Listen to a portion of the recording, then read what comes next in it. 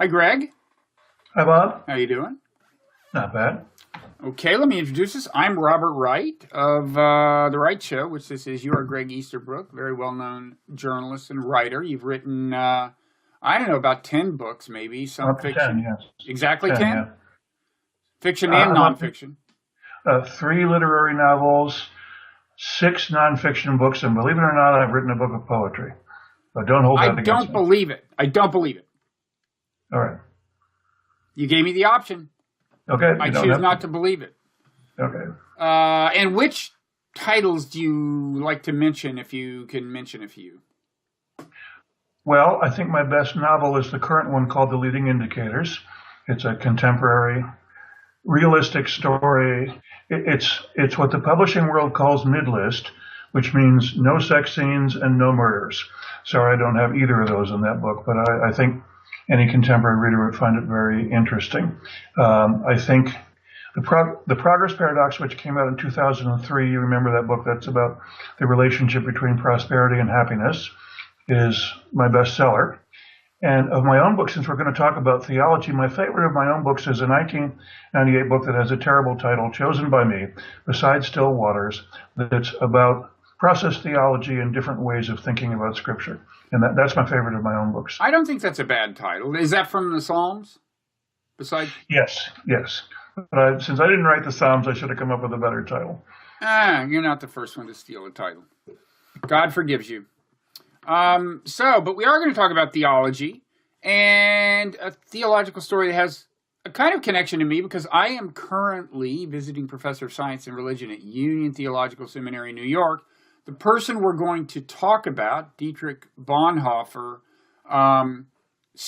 he was at Union during his two visits to the United States. He was a German theologian, and the reason we're going to talk to him about him is because you have written a play about him, and you're very interested in him and his theology. And even as we speak, I gather your agent is talking to theaters about producing it. And he's, I only really became aware of him when I went to Union, but he's a fascinating story. He was ultimately, I mean, not to spoil the plot, but ultimately he became part of the resistance to Nazism and was executed for conspiring to assassinate Hitler. And in fact, that all kind of started when he was at Union Theological Seminary for the second time, and he just decided, the war had started, I guess, and he just decided, no, he had to go back and fight the good fight, I guess. So talk about your interest in him and where you're going with this. Well, my basic line about Bonhoeffer is this, that in my opinion, the three most accomplished people of the 20th century were Nelson Mandela, Norman Borlaug, and Dietrich Bonhoeffer. And most American high school students don't even know who two of those three people are. So I've written some on Norman Borlaug, who's a great hero of mine, but Bonhoeffer's another one, so I decided to take a turn writing about him. And I think to the extent that his name is recognizable, many people know that he was part of the resistance against the Nazis, which obviously was an unsuccessful resistance, but was more extensive than I think than generally appreciated. Hundreds of German citizens were executed for opposing Hitler, among them Bonhoeffer, who died young at the age of 39, executed just a couple of weeks before the end of the war when Hitler gave orders to execute. Hitler was basically trying to extinguish any last trace of purity from the German soul and wanted all the remaining good people executed, and he was certainly one of them. But so he's well known for being a resistance figure to Hitler. He's known for you often hear him praised, especially among religious conservatives, because he was intensely religious. He was a very great lover of Jesus in every possible way. But I think we don't often hear or hear at all about his radical theology. His theology is very different from what the Christian right would recognize today. And in fact, I think if Dietrich Bonhoeffer would get himself kicked out of get himself kicked out of any fundamentalist Christian church today, now kicked out of a lot of mainstream churches too for his radical beliefs. And so I'm hoping to through my own writing about him, call attention not just to his life story, which is important, of course, but to the things that he believed, which were quite radical. Mm-hmm. That's interesting that you should call him radical because, and I don't know much about his theology, so I'm looking forward to learning about it. But he did sometimes react against liberal theology, right? I mean, liberal in the technical sense of not necessarily politically liberal, although there is a correlation, but liberal in the sense of the conception of God, a not very old-fashioned conception of God. And I think he sometimes suggested that he thought, that was kind of bloodless. And, when he was in New York, what he loved to do is go to the churches in Harlem where he said, they know how to preach it. Let's have some old-time religion. So what is it that's radical about his theology? Well, I think the first step in understanding that, Bob, is if you go back to the times, the 1920s, when Bonhoeffer arrived at the seminary, late 19th century and the early 20th century, German schools of theology were at the vanguard of what we'd now consider leftist thinking and sort of by way of a historical literary criticism of the Bible, trying to understand the Bible as a story rather than as a revelation, and studying the exact, still today do, but at that time German scholars were big on studying the exact wording of the text to try to figure out what was written at what time and what was added later. You know a lot of this yourself. So he entered the academy in the early 1920s when the most accomplished theologians thought the Bible was a fascinating sociological document, but couldn't possibly be true. And he reacted against that. He believed in the actuality of God, that God was an actual being, and that heaven and hell were actual places, and the judgment day was an actual event. And that was actually considered off the beam sort of thinking in the 1920s about the educated. Probably, I would guess that many people at Union Theological Seminary at that time, that if you actually believe that God actually exists, you just haven't studied enough. And Bonhoeffer pretty early on aligned himself with Karl Barth, the famous theologian who was very insistent that God was an actual being who would punish people for their behavior on earth, especially for their involvement in Nazism as it evolved. So that part in his career, he would look to all of us like a very conventionally religious figure. He certainly didn't end up that way. Okay, so what changed? Well, I think as thoughts evolved, the situation evolved. Again, to step back a bit first, we think about where Bonhoeffer was a German. Think about where Germany was in the 1930s, sociologically and also in terms of religion. Because of the Vatican's inaction on the Holocaust, we tend to think of Pius XII, the Vatican, the Holocaust. That's what got messed up during the war years. Of course, everything was messed up. But from the religious standpoint, the Lutheran Church was more to blame for the Holocaust than the Vatican was. 70% of Germans were Lutherans when the war began. And the Lutheran Church not only took no action at all against Nazis, it actively embraced them. The Luther Rose, which any of your Lutheran listeners would be familiar with, during the Nazi years was entwined with a swastika. When you went into a Lutheran church, the rose and the swastika were put together. At Lutheran baptisms, the celebrant was supposed to pray to God that the child grow up to become like Hitler.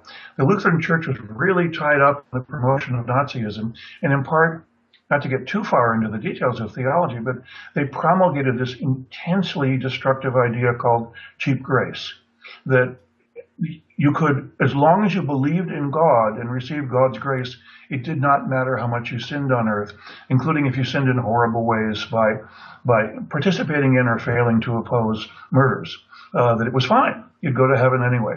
This is what Lutheran clergy was preaching during the Nazi years, often with someone from the Gestapo sitting in the audience, of course, to make sure that that's what was preached. But I think many people found this incredibly horrific in theological terms. Bonhoeffer was certainly not the only one. Karl Barth fled Germany after issuing a denunciation of the cheap grace concept in 1934. Martin Niemöller, who would survive the war in a concentration camp and become one of the head of the World Council of Churches, denounced this concept. A lot of very brave religious people denounced it, but it carried the day. And I think it caused That and many other things that happened in Bonhoeffer's life caused him to totally reassess what Christianity could be like if it could not only fail to oppose Hitler, but actually actively cooperate with him. Mm-hmm. Now, Bonhoeffer and others did create a faction, right? I think it was called the Confessing Church or something. It was kind of a somewhat organized resistance within the church. So they did try to band together, but they were in a minority. It was a small minority. It wasn't successful. It was a great, noble, lost cause. Niemöller and some of the others that you would know from that history also joined the Confessing Church, and using confessing in the old theological sense of the word, they tried to argue against what the Lutheran Church was doing and used the pulpit as a way to get an anti-Nazi message out. They were always small in number. They weren't successful. A lot of them were thrown in jail. A few of them were convicted of anti-Nazi activism and executed ultimately. That happened to Bonhoeffer and a number of members of his family, but at least it was a right attempt. This is a little bit off the track of what we want to talk about, but you think about the theological background of the Lutheran Church. We admire Martin Luther as an intellectual rebel, which he certainly was. He was also a horrible person. He was the one who gave history the phrase "sin proudly." He believed that you could commit any sins you wanted in life because God alone would send you to heaven. That got into the German mind somehow, and it was one of the reasons that Germany was able to perform the horrifying acts it did in the two world wars, is because Germans saw it like that. And the older that Bonhoeffer got, he only reached the age of 39, but as his career went along, he increasingly thought that the horribleness of the cheap grace concept was so deep and so powerful that it had to cause you to fundamentally rethink the way a person thought about God and the church. Mm-hmm.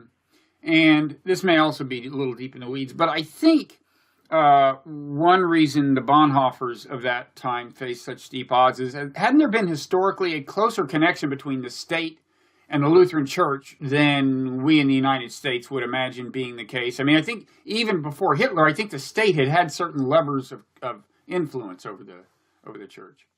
Yes. Oh, yeah. And of course, remember, old Europe has a number of what our Constitution would call established churches, and there were established churches early on in the American experiment. They don't exist anymore, but in the same way that the Anglicans are the Church of England, a couple of the Scandinavian countries have official state churches that are state subsidized. The Lutheran Church was very much like that in Germany. And to everyone's woe, everything about that turned out to be awful, among many other things. The odious personal pledge that German military officers had to make to obey Hitler personally, not to obey their duty to the German public, but to obey Hitler personally. Members of the Lutheran clergy took the same oath. They vowed to obey Hitler before God.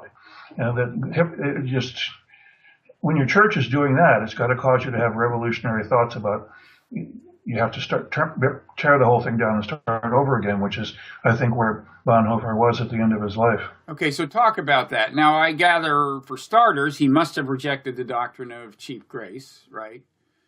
Oh, yes, sure. And he did preach on it early in his career. Early in his career, he was much more conservative or traditionalist. Maybe traditionalist is the right phrase. And the sola gratia, the theological idea that cheap grace was based on, Bonhoeffer preached it as a clergyman early in his career. And he admitted, to his great shame later in his career, that he preached a lot of Nazi-sounding sermons early in his career about how it was Germany's duty to subjugate the rest of the world, and the German people were divinely chosen to enslave and to rule. And the German word, any of your listeners are German speakers, the German word Markstaat was very important in the theology and the philosophy of the time, and turned out to be important in Nazism. He preached that, and of course he came to regret it very deeply. Yeah. And then when he did start singing a different tune, there was one incident where he was preaching on the radio, and the halfway it just got a little too radical for the Nazis' liking, and they just cut the broadcast off in mid sermon, I think. Yes, yeah. The Gestapo jammed him once when he was denouncing cheap grace and the involvement of the Lutheran Church and the National Socialist movement. This would have been 1935, maybe 1936. He was officially banned from preaching, and when he left. Left Germany many times as a tourist before the war was approaching. He left Germany in 36, 37, and was at Union Theological Seminary until July of 1939 when he decided that it was his duty to go back to Germany and oppose Hitler, which ultimately cost him and a lot of other people their lives. And where do the ideas you consider so radical take shape? Is it when he's in the United States or when he's in Germany or both? Both. He did a fair... Bonhoeffer is best known for his book, The Cost of Discipleship, but he wrote half a dozen books, including one that was a book of practical advice on being a righteous person that was actually a bestseller and before the Nazi era began, and that he used to fund a lot of his activities later. In that you will find, to me, his key notion is the notion that humanity will be better off if organized religion ceases to exist. That if we are righteous on an individual basis, but if we no longer have organized religion, that was the end point of his thought in his writings. While he was back in Germany during the war, pretending to be an agent of German intelligence in order to avoid either going to jail or being conscripted, and writing and hiding his books. His book Ethics, his final book, which he wrote in manuscript form and had to hide in the attic so the Gestapo wouldn't find it. Imagine living in a place where you have to hide writings in praise of Jesus. Well, that's what it was like in Germany during the war. Concludes that organized religion, the world would be much better off and much more mature without organized religion, and that the controlling thought we should use going forward is Bonhoeffer is well known for his statement, not to act is to act. Another similar, less known and just as important epigram from his theology is that we should live before God as if there is no God. That we should live on the assumption that nobody's going to judge us, that there's no person with flowing hair sitting on a throne giving us orders, that we make our own moral judgments, and then ultimately we either impress or fail to impress the divine. He thought that was a better organizing principle for human action. Now, flesh that out a little, because I was watching this documentary about him not long ago, and I think I remember them saying that his view of ethics is that what's right is whatever God wants you to do. But it sounds like you're saying that he wanted you to think about what's right almost in the absence of a conception of God, so I'm sensing a paradox here somewhere. Well, the phrase we should live before God as if there were no God is one of those phrases that takes you a while to think about it. It's got to really sink in. What's he trying to say here? And I think, yes, his answer to an ethical question is don't ask what the state wants you to do. Don't ask what your family wants you to do. Ask what God wants you to do. But you do that because it's right, not because there's some tablet written somewhere that tells you this is what you have to do.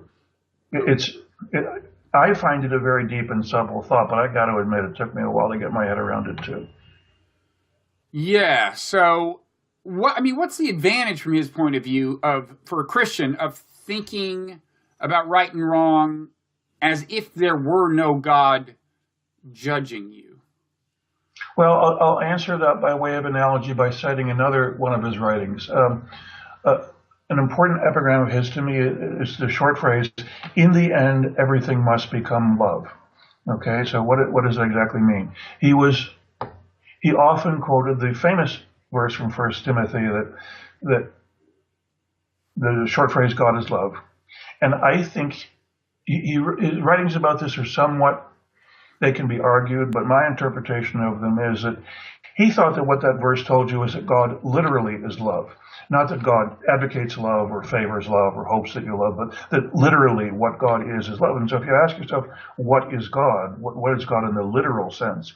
What God is in the literal sense is love.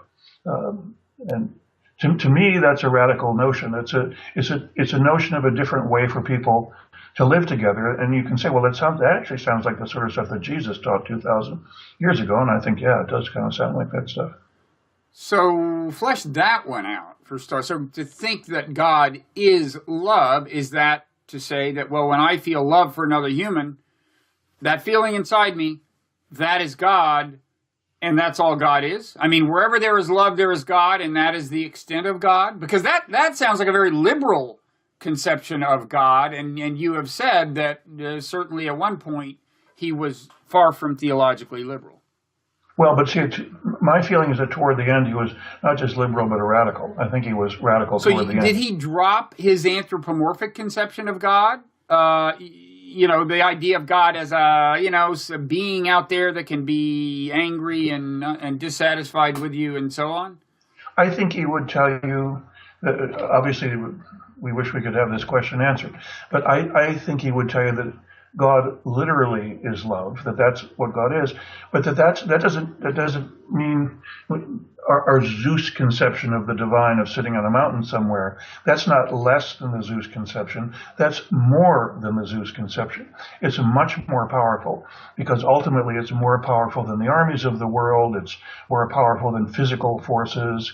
If you're looking for something that's transcendent, that has redemptive power, you don't want jet engines or radios or televisions they're not transcendent, they're just material things. You think about something that's transcendent. He was talking about love as a transcendent power, as being more important than other forces of earth or of nature. Mm-hmm. To me, that's a radical view, but one that Jesus would feel very comfortable with. Yeah. I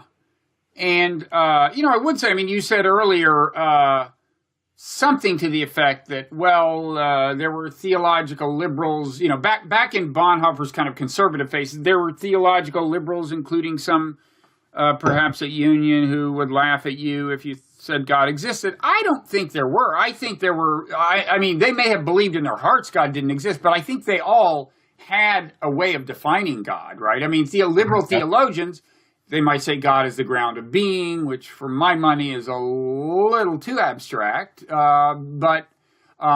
Just to admit to clear conception, I mean, or they might say God is love, which is a pretty liberal notion, but is easier to wrap your mind around in a sense, and easier to see the moral valence of than to say that God is the ground of being. So anyway, okay, so that's. Now there must be. I mean, he certainly is not alone. At least today, is not the only person who has said. Well, as you said, it's in the Bible. But I mean, among theologians who have made that the very core of their conception of God, he's not alone. Not alone at all. No. Was it less common when he was doing it? Was it less common? I'd have to think about what the proper answer to that question is. But I think he was relatively unusual in making that point of view at that time. Mm-hmm. And when you call that radical, is it radical in conception relative to other conceptions, or is it more that it's radical in the kind of enactment, in abiding by that conception of God? Well, it caused him to think. He's certainly not the only person in history to have essentially deliberately martyred himself. And many people have done that. And when I say martyred, I mean in the good sense of I will give up my life for something admirable. He's not the only person. Thousands, maybe hundreds of thousands of people have made that choice. But it caused him to make that choice. I mean, he was in the United States in 1939, just before the invasion of Poland. The war hadn't actually begun yet, but everybody knew that it was about to begin. And he got on one of the last ships on the way to Europe, passenger ships, and said, "I'm going back. And if it costs me my life, then that's the cost." And not many people gave their lives fighting Hitler because they were stuck in Germany and had no choice. He had a big choice to make, and he made a very significant moral choice at a time when other members of his church were making the wrong choice in a major way. Yeah. Now, do you, so you wrote a whole play about him. Do you have any thoughts about any formative influences in his life that disposed him in this direction? I mean, I think his family, he was from a somewhat eminent family, right? I mean, yeah. And they had Jewish friends, right? They did, and he helped smuggle a few of them out of Germany during the war. Not a huge number, but he was successful smuggling a few out. His brother, one of his brothers-in-law, had a Jewish father, if I remember that correctly. I didn't obsess about that aspect of his life, but I would say that his formative influences certainly were Karl Barth when he was at Union Theological Seminary. Tillich and Niebuhr were there at the same time. So in the same building all at once were Bonhoeffer, Tillich, Niebuhr, and Henry Sloane Coffin. That's the greatest conjunction of theologians since the early Christian era. They all had big effect on him. I think his university professors influenced him a lot. His brother Klaus, who was a very intelligent man, a pretty strident communist, but a great guy, had a big influence on him. He loved his brother very deeply. I think there are a lot of important influences in his life, but in the end, it was his conception of God that drove him. Yeah, and just to dwell on that conjunction of kind of theological talent and prominence, I mean, people may not appreciate it today, but, Paul Tillich and Reinhold Niebuhr alone, this was a time when religion was a significant enough force among elites that a theologian could wind up on the cover of Time magazine. It was also a time for our younger viewers when being on the cover of Time magazine was almost like being elected president. It was like amazing. Right. And both Tillich and Niebuhr were on the cover of Time magazine independently. I think one of them more than once. I mean, these were major, major figures in American intellectual life. And then Henry Sloane Coffin was probably at that point president of Union, wasn't he? Or he was president of Union Theological Seminary, and Henry Sloane Coffin was on the cover of Time magazine in 1926. So that crew was treated then the way we treat Rihanna and Beyonce today. And we can say, well, that was back in the good old days when people were more serious than they are today. But also the establishment of that time was much more religious than today's establishment is. If you mean the intellect sort of New York, Washington, Boston establishment. Henry Sloane Coffin's a great example. He was a kind of person who's completely disappeared from American public life, and he was an evangelical socialist from a great old money family. He went to Yale. He was a member of Skull and Bones. He couldn't possibly have been more established. Sure, he belonged to whatever the best club of New York City was at that time. And he was an evangelical, and he was a socialist.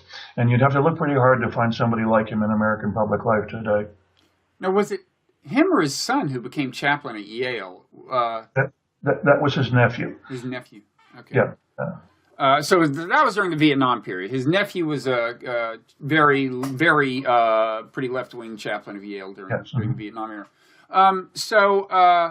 Okay, now, first of all, it's kind of, it's almost, when you know his story, it's almost surprising that there has not been a true dramatization of his life, either in film, aside from documentaries, or on the stage. And I know you said there's been, I know you're the man, you're doing it, but it's almost surprising it hasn't been done before. I mean, I know there's been a staged reading of his writings and so on. Yes, there have been several staged readings, and they're very good, by the way. But it's such a natural story. I mean, it's heartwarming, it's tragic. He's a super intense guy. There's a fairly thorough record of things. Because these were, when he's in the United States, for example, he's writing a lot of letters. His reflections are well preserved. His letters from prison are well preserved. So it's good scholarly writing. Bob Charles March to the University of Virginia has done great scholarship on him, and one of several. He's only one of several. So talk a little. I know you don't want to. There may be limits on how much you want to say about what you're doing with this play, but talk a little about. Deciding to try to dramatize it and how you did it, what kinds of choices you made, and what you chose to emphasize, and so on.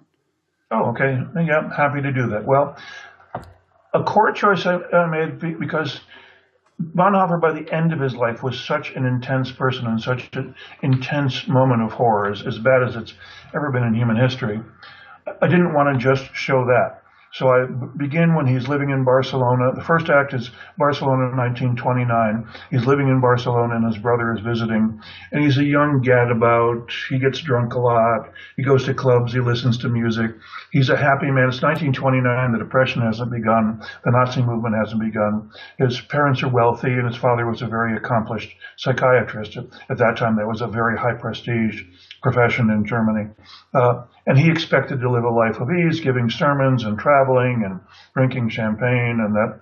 And so the first act is about him as a happy young man hearing the first sounds of the approaching horror.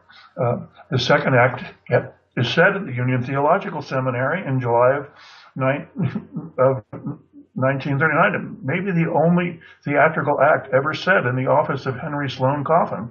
That act happens in his office, with him talking to Coffin and others about the fact that the world is getting so much more serious and what it forces you to think about theology and politics both, because Christians were arguing the extent of their political responsibilities as the war approached.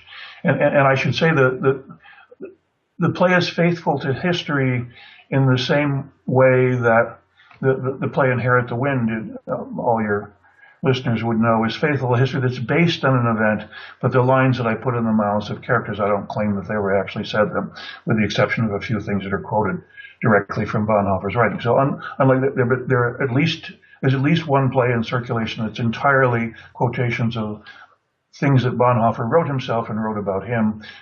It's a very good piece of work, but this is very different from that. The third act, go ahead. Well, go ahead. Maybe you'll answer my question. Proceed. The third act is set in Germany in November of 1942, just as the German invasion of southern France begins, and as it's becoming clear to everyone that the war is going to last far longer than expected. And in that act, I introduced a guy named Wilhelm Canaris, who was a historical figure, is not well known to most Americans. He was the head of the German intelligence service, who actually was a very active anti-Nazi, and was executed with Bonhoeffer on the same day in the same concentration camp at the end of the war. And I introduced the French resistance leader Simone Michel Levy, partly because I just want to have a woman in the play. And there's a lot of, the Nazi story is mainly a male story, so I wanted an important female character. So the third act is that. And the fourth act is in his cell in the concentration camp the morning of his execution.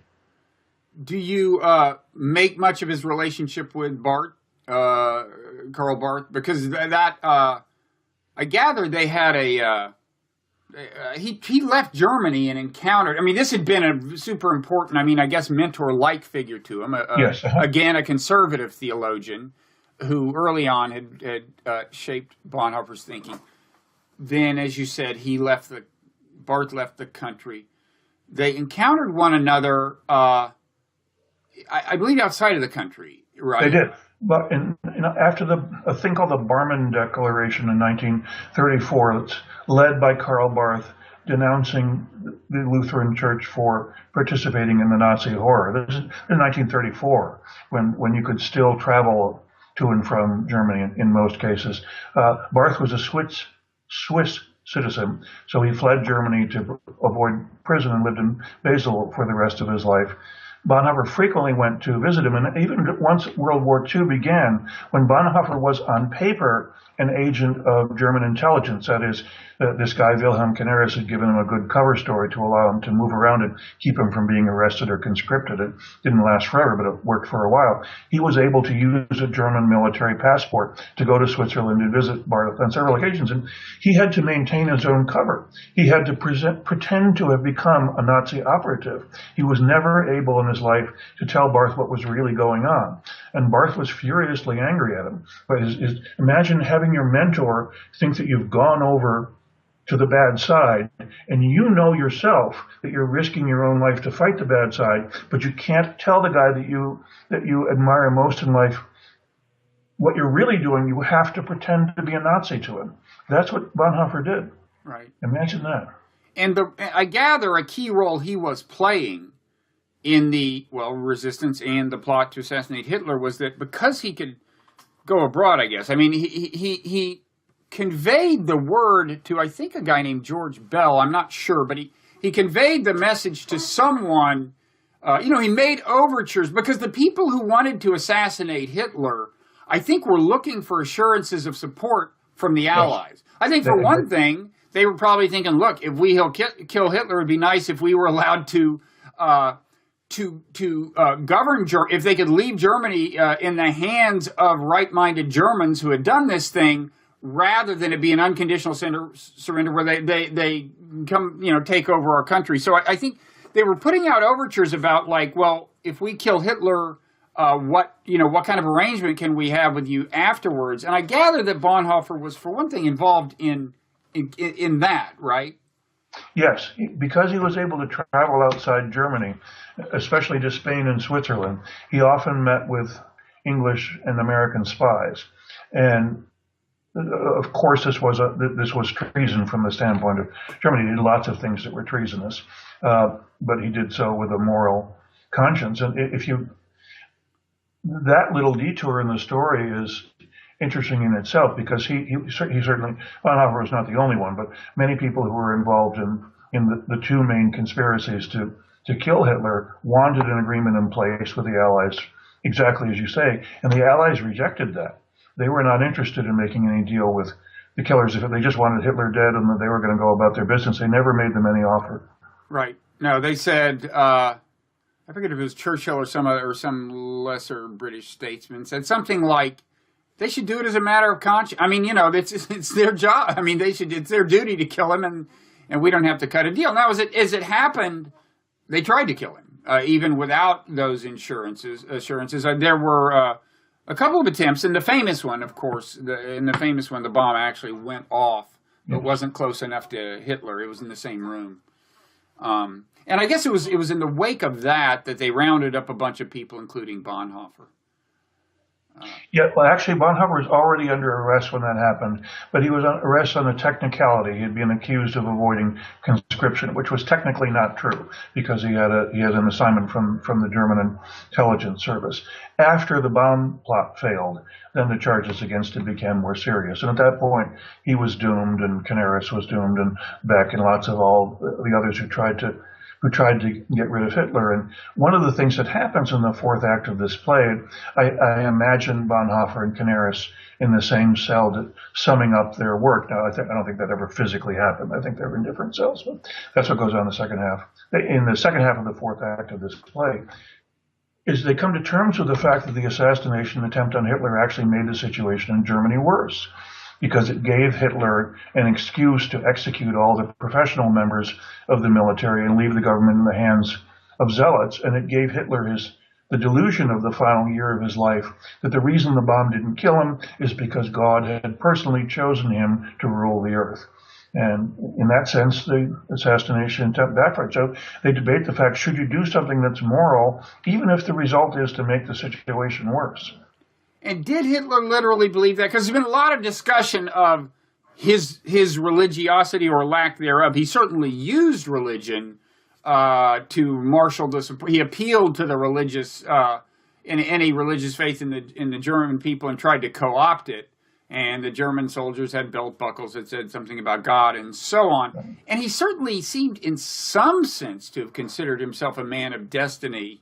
In a very gruesome sense, but I've never been clear on what his actual theological beliefs were, or whether we know. I don't think we know. The book that I would commend to your listeners is Explaining Hitler by Ron Rosenbaum, which has a chapter on what Hitler believed about religion. Rosenbaum is not conclusive about it either. Clearly, Hitler thought that Christianity was a weak religion. He actually admired Islam, and he had said, he's on the record as saying that Christianity is a religion of individualism and righteousness. Nazis have no need for that. We need Islam. That's a religion of obedience and death. Germany should be an Islamic country. And there's some thinking that he would have tried to impose that had he survived and Germany won the war. But it's also clear that after he survived the bomb, he believed in some vague self-glorifying way that God personally spared him from that explosion. Yeah, I mean, it's funny that there can be... You can believe in destiny without being theistic. I mean, Marxists clearly have a teleological view of history, or Marx himself did, but was not theistic. So So is he picking up on Nietzsche there with the Christians are weak or was that his own? That was. I don't know. I certainly am no expert on Hitler. I don't know whether he ever read Nietzsche or not. But that was a common thought in German society at that time, certainly. Yeah.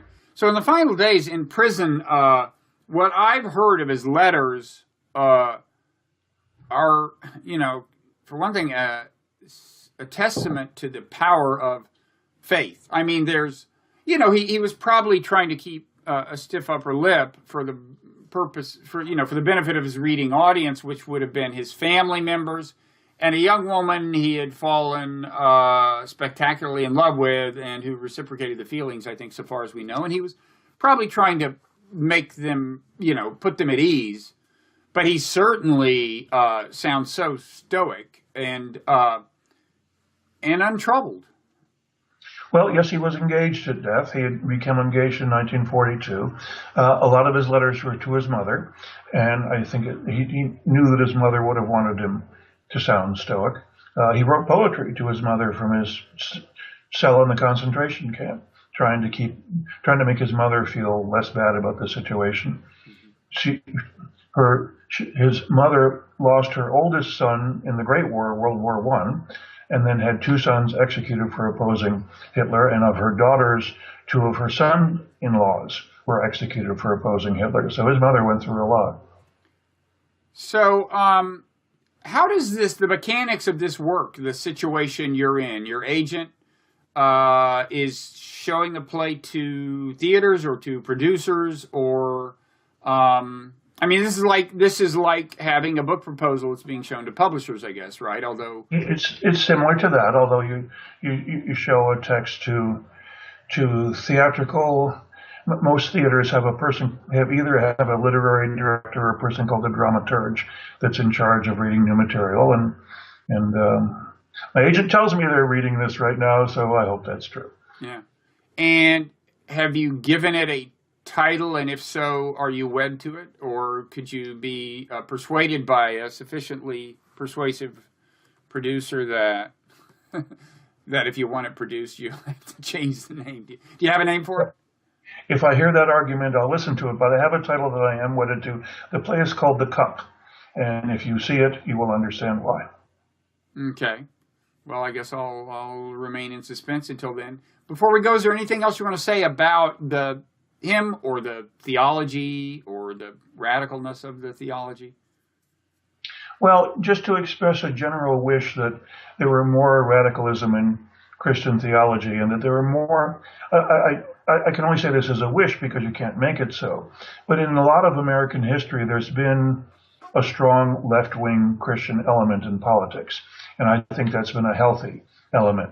Today, we've got a lot of evangelical or fundamental Christian activism in politics, and Jimmy Carter seems like a distant memory as a very devout liberal. We have a shortage of devout liberals in American society now. I think we'd have a better country if we had more of them.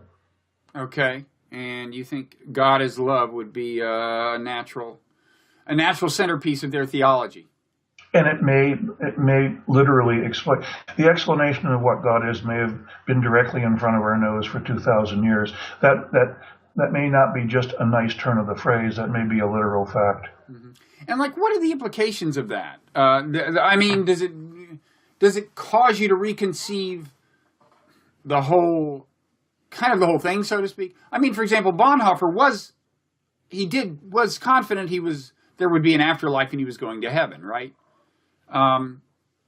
Yes, I'm reasonably sure that he believed that. And sometimes liberal theology starts hedging on that, or yeah. even defining that so abstractly that it approaches the meaningless, right? So but doing that apparently is not entailed in this kind of less anthropomorphic conception of God. I can only tell you what it means to me. And if God is love is the literal explanation of what God is, what that means to me is that anyone can create the most powerful force in the universe. Well, that is reassuring, I guess. It's a kind of a. I mean, I'm thinking of it in an evolutionary context, and it is kind of an interesting thing to think in those terms, because I do think, I mean, if you accept the apparent fact that love is the feeling that accompanies altruistic, selfless behavior in animals, I think it's safe to say that love was in the cards once natural selection was set in motion, because altruism, certainly at a minimum toward offspring, was pretty much, inevitable. And it pretty naturally gets extended beyond that to collateral kin, and then the same feeling gets redeployed via romantic love. Strongly affiliative feelings can be applied beyond the family in a non-romantic context in a way that is, makes sense in terms of natural selection. So, I mean, it would, if God is love, I would say God was inherent in evolution. And let's suppose Bonhoeffer was right. One of his final aphorisms, in the end, everything must become love. Let's suppose he was right about that. Maybe he was right about that in natural selection terms, too. Maybe that's where a future, more serene society, not that you and I will ever experience, but that our children's children's children may experience, maybe that's where it's headed. Yeah, and also that, which in turn calls to mind the theology of Teilhard de Chardin, this Catholic mystic who was himself a paleontologist, so very cognizant of evolution, but was also kind of a futurist, and saw, like 100 years ago, that, first of all, the technological infrastructure of the world was tending toward this giant global brain, which we now call the internet, and this was pretty prescient back, before the invention or at least the use of TV. But he thought that would be accompanied by the growing involvement of humankind into a common consciousness, kind of bound by love. So that was his theology. And it sounds like some hippy-dippy thing that you would talk about in California while sipping wine and watching the sunset. What if it actually happens? What if that's where we're actually headed?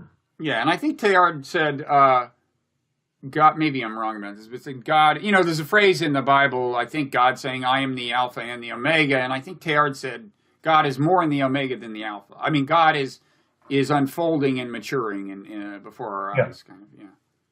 I certainly support that. And that's the book that we mentioned early in this talk, besides Still Waters, is largely about that question. What if God, I know you're interested in the evolution of God too, but what if God in the spiritual and theological sense has been evolving and changing the entire time? And the proper way to read the Bible is not of God teaching man, but the Bible is an account of man teaching God. I'll sign up for that job. Okay. I'm sure he'd welcome my help, or she. Okay, well, thank you so much, Greg, and good luck with the play. We look forward to reading about it and ultimately seeing it. It's a natural. It totally is a natural. Well, I hope you're proven correct, Bob. Well, you can quote me if it helps, and I doubt it. Okay. Okay. Thanks, Greg. Okay. Thank you, Bob.